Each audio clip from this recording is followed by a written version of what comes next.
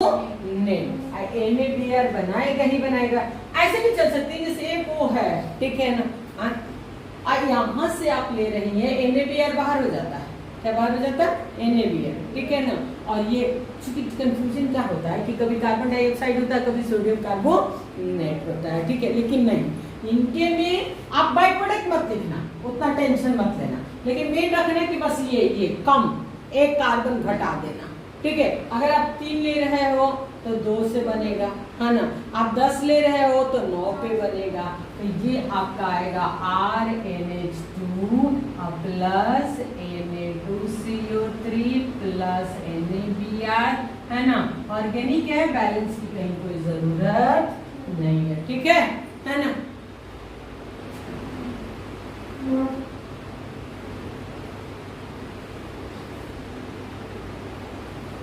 हो गया, हाँ। तो ये आपका प्राइमरी अमाइन मोस्टली बन गया। एक तरह से देखा जाए तो सेकेंडरी अमाइन सिर्फ एमिनोलाइसिस से ही हुआ, उसके बाद तो हुआ नहीं, ठीक है ना, हाँ। दूसरी चीज, अगर आइसोसाइनाइड, आपने एनसीईआरटी पढ़े हुए नहीं की है, आइसोसाइनाइड का यदि आप पार्शियल हाइड्रोलिसिस करते आपको सेकेंडरी मिल जाता, या पार्शियल रिडक्शन करते तो आपको क्या मिलता, लेकिन ये सेकेंडरी टर्सरी को वो डिस्कस नहीं किया है। लास्ट में एक जगह जा करके सिर्फ डिस्टिंग्विश करने की कोशिश किया है, जो क्वेश्चन आता है सीबीएसई बोर्ड में, 12th बोर्ड में हर समय आता है ना, कि distinguish the primary, secondary and tertiary amines, clear, amines, है ना। तो इसमें एक टेस्ट पढ़ाया, हिंसबर्ग टेस्ट पढ़ाया, ठीक है। आगे जाएंगे, फिर आज चलते हैं, हेडिंग दीजिए फिजिकल प्रॉपर्टीज, हेडिंग दीजिए तो फिजिकल प्रॉपर्टीज।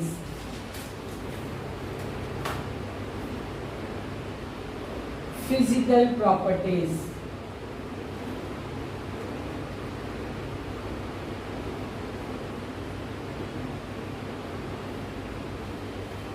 एक बात बताइए, इनके फिजिकल प्रॉपर्टी में मेनली जो हम लोग को चलना रहता है वो बॉइलिंग पॉइंट का खेल होता है, क्लियर।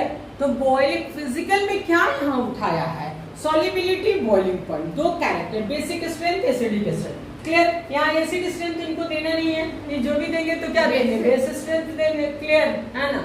तो अब रही बात कि पहले हम लोग बॉइलिंग पॉइंट का डिस्कस कर ले, ठीक है। तो बॉइलिंग पॉइंट की बात करते हैं तो जैसे प्राइमरी अमाइन हो गया, सेकेंडरी अमाइन हो गया, आपको भी दिखाई दे रहा होगा, और टर्शियरी आपको अमाइन हो गया R3। आपको क्या लग रहा है कि किसका बॉइलिंग पॉइंट ज्यादा होना चाहिए, किसका, टर्शियरी का, किसका, किसी बॉइलिंग पॉइंट किसका ज्यादा होना चाहिए, कहते इन तीनों में बॉइलिंग पॉइंट किसका ज्यादा होना चाहिए,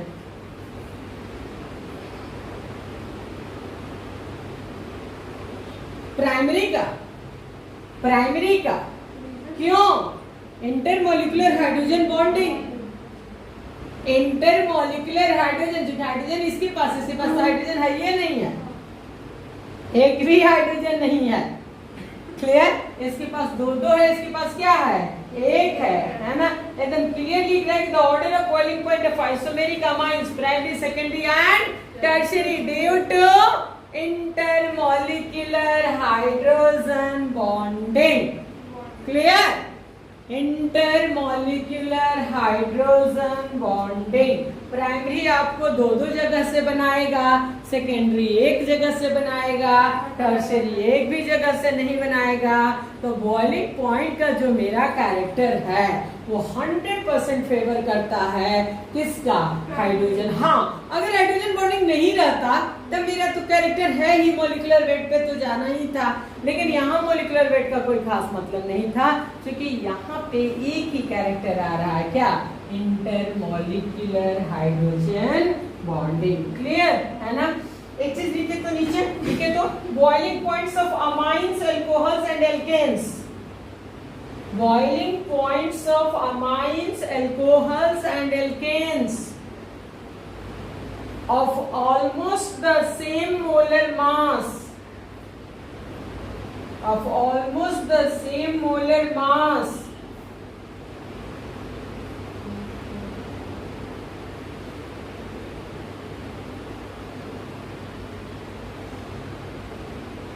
ठीक है ना।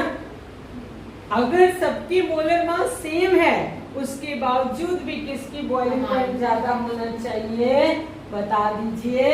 हमने 3 चीज लिया, अमाइन, अल्कोहल और एल्केन। एल्केन का भी बॉइलिंग पॉइंट ज्यादा होता है ना। तो एल्केन में तो ठीक है, नॉर्मल केस है चूंकि वो स्ट्रेट चेन में है ना। जो भी स्ट्रेट चेन होता है उसका बॉइलिंग पॉइंट क्या होता है, ज्यादा होता है। यहाँ पे 3 को कंपेयर किया, बड़ा बढ़िया है ना। आज तक हम इस पे नहीं सोचते थे, ठीक है, कि भाई इसने अमाइन ले लिया, अल्कोहल ले लिया और किसको ले लिया, एल्केन को ले लिया। अब सेम माने उस जगह पे आपसे डिस्कस कर रहा है कि ऑलमोस्ट सेम, माने अब 1-2 से डिफर, माने किसका 74 है किसका 73 है, तो उससे नहीं मतलब है ना। तो एक्चुअली किसका ज्यादा होना चाहिए, किसका ज्यादा होना चाहिए, डेटा आपके सामने है, अल्कोहल का, अल्कोहल का। Good, strong intermolecular hydrogen bonding, highly electronegative element. हमने पढ़ाया था कि द स्ट्रेंथ ऑफ, है ना, हाइड्रोजन बॉन्ड इंक्रीजेस, है ना, इलेक्ट्रोनेगेटिविटी इंक्रीजेस। क्लियर। तो अगर सेम में जा रहे हैं, मान लीजिए C4 पे जा रहे हैं, 4 कार्बन पे जा रहे हैं, ठीक है, और सब नॉर्मल होना चाहिए, क्योंकि स्ट्रेट की बात स्ट्रेट से करना है, ब्रांच की बात ब्रांच से करनी है। क्लियर। तो यदि C4H9 आप ले रहे हैं और OH ले रहे हैं, ठीक है ना, H9OH ले रहे हैं, ठीक है ना, तो ये नॉर्मली क्या हो जाएगा, ब्यूटेनॉल। क्या होगा, ब्यूटेनॉल। चलिए ऐसे करके हम लोग क्लियर कर दिया जाए, ब्यूटेनॉल, है ना। 1 2 3 4 हो गया। हाइड्रोजन देख लीजिए तो गड़बड़ नहीं ना है, 3 2 5 और इधर 5, ठीक था, है ना। और अब यहीं पर आप अगर अमाइन ले रही हैं, है ना, ये ब्यूटेनामाइन, क्या, ब्यूटेनामाइन। क्लियर, है ना। और तीसरा आप ले रहे हैं, है ना, ब्यूटेन की जगह यहाँ पेंटेन होना चाहिए, क्योंकि इसकी प्लेस पे वो कार्बन बढ़ना चाहिए ना, है कि नहीं। जैसे OH का मोलर मास, O का मान लीजिए 16 और 1 17 आ रहा है, इसका भी अगर मान लीजिए कि आपका 14 और 2 कितना 16 आ जा रहा है, तो एक CH3 भी लेंगे तो 12 और 3 15 तो आएगा ही आएगा। तो मोस्टली कंपेयर करना हो तो हम लोग को किससे करना चाहिए, पेंटेन से। किससे करना चाहिए, पेंटेन, क्योंकि नियरली इन सबकी molar mass approx same. Clear, है ना। तो अगर सेम आ रहा है तो इसके बावजूद किसका बॉइलिंग पॉइंट ज्यादा होना चाहिए, तो स्पष्ट करता है कि 390 अल्कोहल का है ना, लेकिन 350 किसका है, अमाइन का है। 350 किसका है, अमाइन का है, ठीक है ना। और मोस्टली 300 किसका आ रहा है, एल्केन का। यानी कहीं ना कहीं हाइड्रोजन बॉन्डिंग का पलड़ा हर वक्त क्या है, भारी है ना। हम लोग उसको छोड़ के नहीं चल सकते हैं। बॉइलिंग पॉइंट सबसे ज्यादा फर्स्ट का, फिर सेकंड का, फिर थर्ड का, ऐसे। उधर हम लोग पढ़ लिए हैं एसिड, अल्कोहल, एल्डिहाइड, कीटोन, उधर एक पार्ट खत्म हो चुका है ना। लेकिन इधर फिर एक कंपेयर में लेके आया अल्कोहल, अमाइन को और किसको, एल्केन को। ये तो टोटली मेन का क्वेश्चन है, क्योंकि मेन में इस तरह से क्वेश्चन लेकर के ही आता है, ठीक है। अगर आपसे पूछता है तो अमाइन और अल्कोहल को कंपेयर कर सकता है, ठीक है। तो ये रहा हम लोगों का बॉइलिंग पॉइंट। क्लियर, है ना।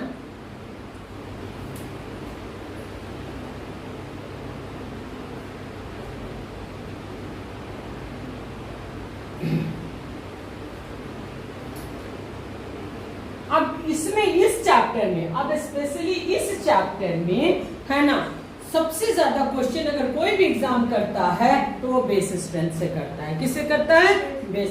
बॉइलिंग पॉइंट भी बहुत कम ही पूछता है, लेकिन मोस्टली जो इस पे काम करता है वो बेस स्ट्रेंथ। बेस स्ट्रेंथ पे प्रॉपर हम लोग बहुत ज्यादा काम कर चुके हैं ना, कि प्लस आई अगर किसी ग्रुप में लिंक होता है बेस में, अगर अमाइन में प्लस आई ग्रुप लिंक होता है ना, तो बेसिक स्ट्रेंथ क्या करता है, बढ़ा देता है। माइनस आई ग्रुप लिंक होता है, बेसिक स्ट्रेंथ घटा देता है। हाइड्रोजन स्टैंडर्ड होता है, उसका कोई अपना, है ना, रोल नहीं होता, एज यूजुअल होता है। क्लियर, है ना।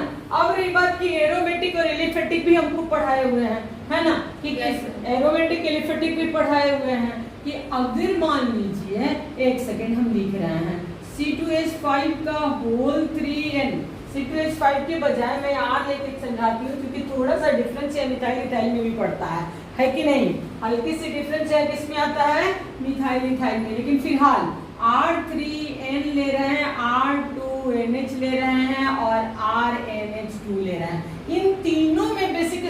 किसका होना चाहिए सीखा। इन तीनों में बेसिक स्ट्रेंथ किसका ज्यादा होना चाहिए, किसका कम होना चाहिए। ये जो तीन मॉलिक्यूल लिए हैं है ना, एक टर्शियरी, एक सेकेंडरी, एक प्राइमरी, एक 1 डिग्री, एक 2 डिग्री, एक 3 डिग्री, तो सबसे स्ट्रॉन्ग बेसिक स्ट्रेंथ किसका होना चाहिए। वो एरोमेटिक है ना, इसमें कहाँ का एरोमेटिक है। फर्स्ट हाँ तो सी फिर से सोचिए कीर्ति, यही तो भूल जाता आदमी। हाँ तो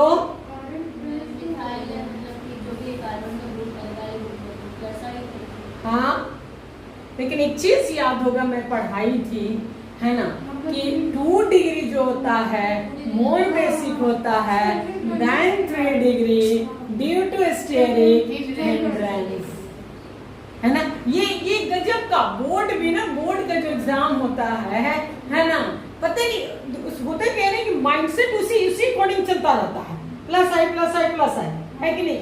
बीच में हिंड्रेंस आकर के यहाँ तमाशा कर देता है कि नहीं।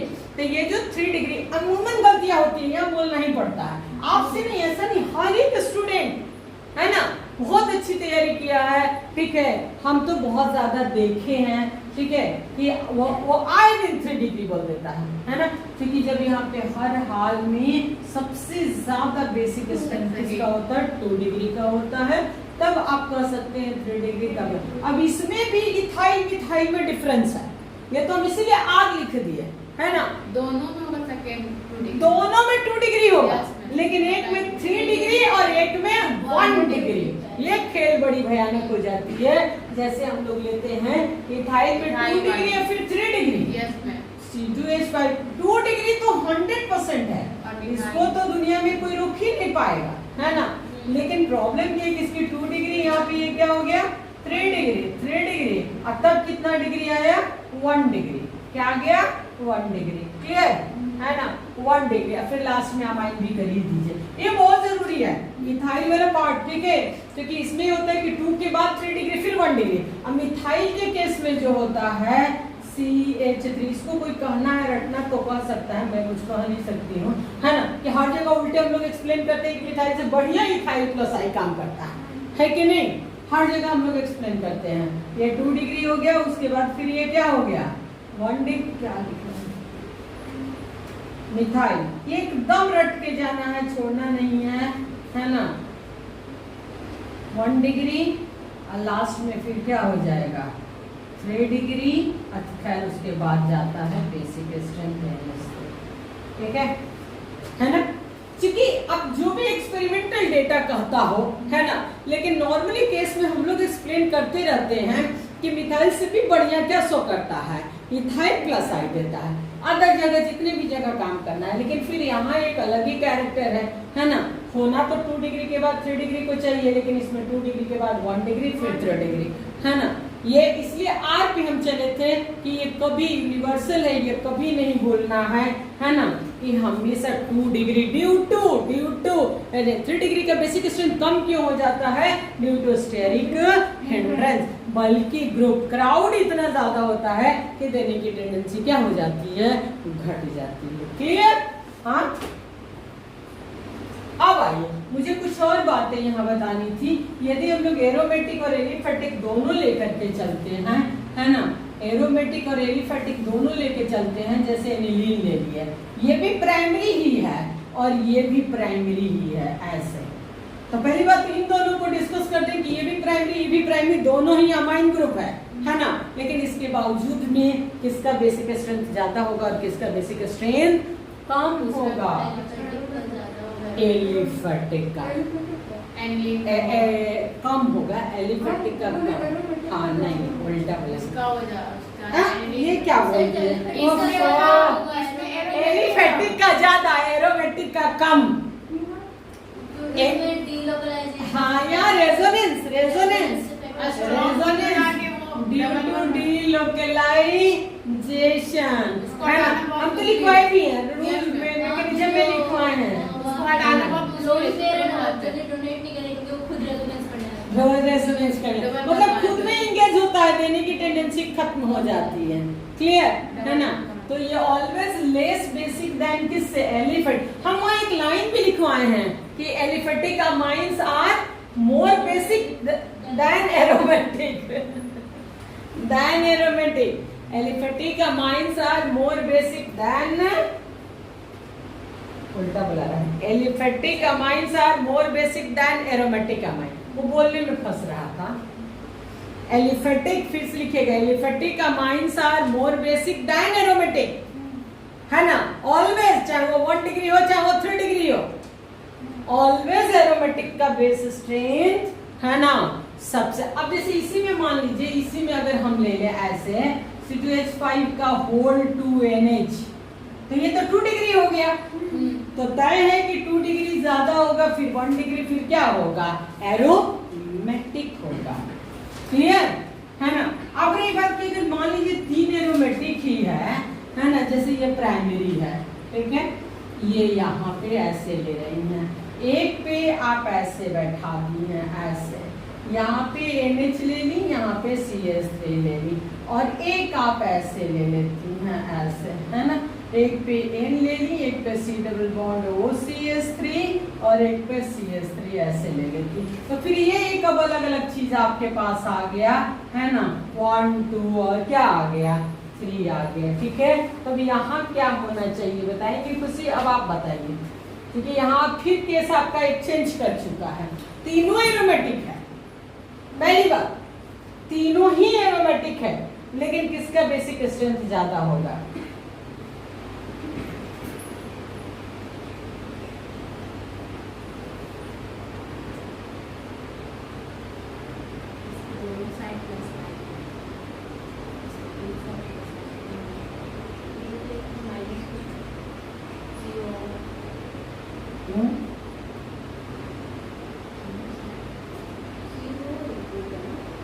सबसे ज्यादा बेसिक कौन होगा इसमें से,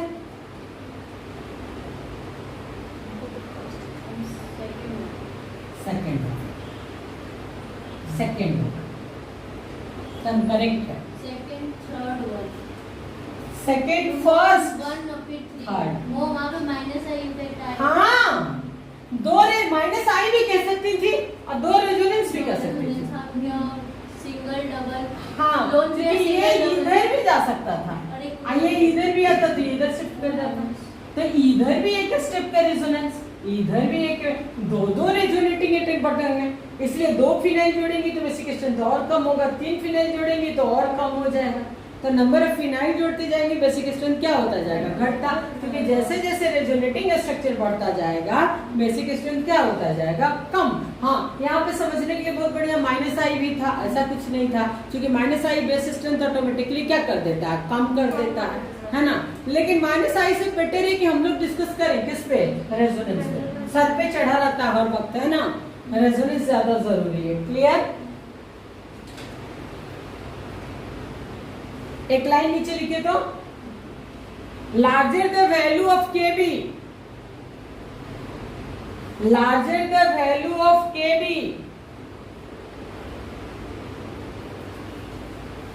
और smaller the value of PKB, smaller the value of PKB,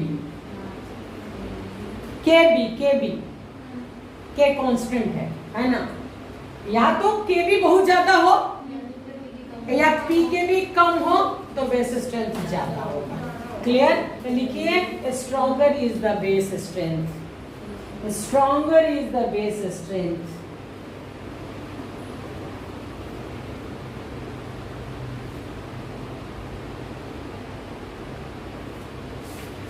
अब इस दोनों को बहुत बढ़िया कंपेयर कर सकती हैं। देखिए, मीथेनामाइन और इथेनामाइन दोनों ही प्राइमरी अमाइन है ना, ये भी बहुत जरूरी है। मीथेनामाइन और एक क्या है, इथेनामाइन। मीथेनामाइन का पीकेबी है ना 3.38 है, और इथेनामाइन का पीकेबी है ना 3.29 है, 3.29 है।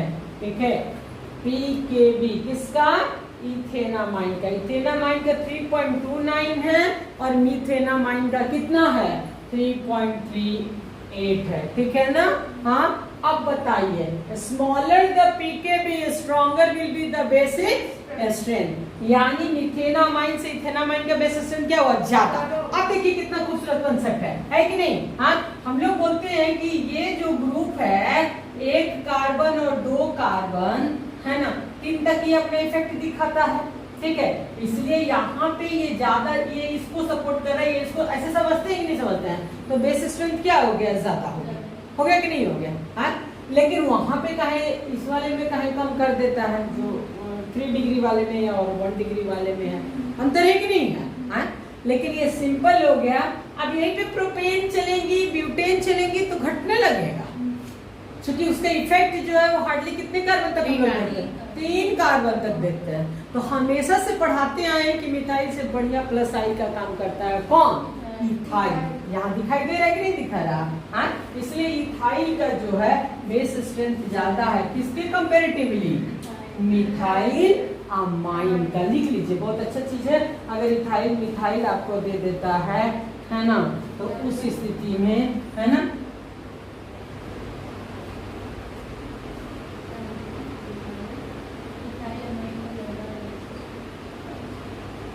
बाकी तो बता दिए। एक चीज और मेरे से सुन लीजिएगा, ये जो भी 2 डिग्री 3 डिग्री और 1 डिग्री था, ये एक्वस मीडियम में था, ठीक है। और देखिए इन गैसियस, चूंकि गैसियस फेज में चलेंगी, इन गैसियस में तो आपका सीधा सीधा काम करेगा टर्शियरी, है ना। यहाँ पे लिखे तो the order of basicity of amines, लिखे the order of basicity of amines in the gaseous phase, the order of basicity of amines in the gaseous phase